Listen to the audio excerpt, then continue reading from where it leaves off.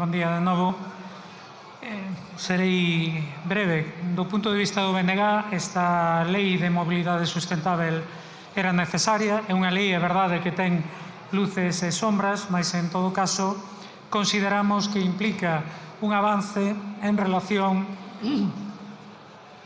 coa situación actual, sobre todo na perspectiva de asentar a primacía do transporte público, aínda que non sexa na dimensión que a nós nos gustaría, e de tamén establecer ese horizonte de sustentabilidade no ámbito do transporte. Para nós iso significa fundamentalmente apostar por un modo de transporte que entendemos que, para alén de ser eficiente e eficaz, é sustentável como é o transporte ferroviario. Nesa medida, e tendo en conta os déficits históricos do noso país, de Galiza, nesta materia, propuxemos e conseguimos introducir cun acordo transaccional co Partido Socialista unha disposición adicional que recolle precisamente a necesidade de compensar ese déficit histórico e particularmente no que ten a ver coa mobilidade diaria e coa mobilidade urbana, traducido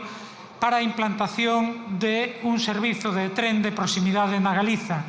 A Galiza carece aínda hoxe de servizo de cercanías, é un exemplo da discriminación histórica e ademais é o único caso con áreas urbanas de 600-750.000 habitantes que non ten este servizo, polo tanto, parecíanos de xustiza. Un momento, señor Rigo, por favor, señores y señoras diputadas. Estamos en una sesión de pleno con una ley importante. Yo ruego, escuchen al orador, si no, le dejen hablar al menos. Cuando quiera. Incorporámoslo ao acordo de investidura, estáse realizando o estudo, debe comezar despois a implantación, pero quixemos que isto tamén tivese forza de lei e, por tanto, que figurase nesta lei de mobilidade.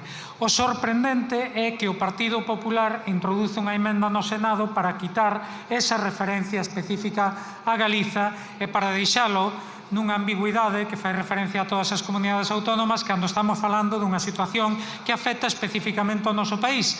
Os diputados e diputadas do Partido Popular por Galiza e os galegos, empezando por o señor Feijóo, deberán explicar á sociedade galega por que non queren que Galiza teña servizo de cercanías, por que non queren que Galiza teña tren de proximidade, porque se empeñan en manter unha emenda que esperamos que nos saia adiante neste Congreso precisamente para eliminar aquilo que conseguiu o BNG. En ese sentido, pois van tamén outras emendas do Partido Popular que, lóxicamente, nós non apoiaremos. Non entendemos tampouco porque cando o BNG xa deixou resolto o problema que implicaba o mapa concesional de transporte por estrada no noso país, pola vía de que se negocie coas comunidades autónomas, de que se compense económicamente no caso de que for necesario e de que, en última instancia, aquelas que non queira asumir as comunidades autónomas deberán ser mantidas polo Estado, pois introduce unha emenda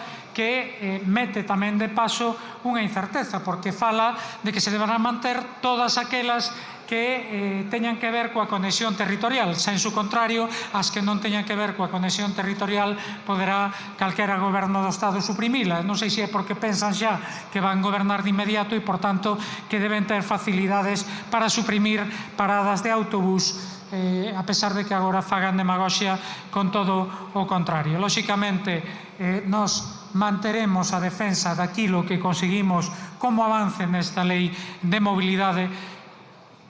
Con xenerosidade estaremos tamén a favor daquelas outras propostas que implican melloras, pero lóxicamente non daquelas que entendemos que son prexudiciais para o noso país e especificamente esta que quere quitar esta referencia específica á implantación do tren de proximidade na Galiza. Moito obrigado.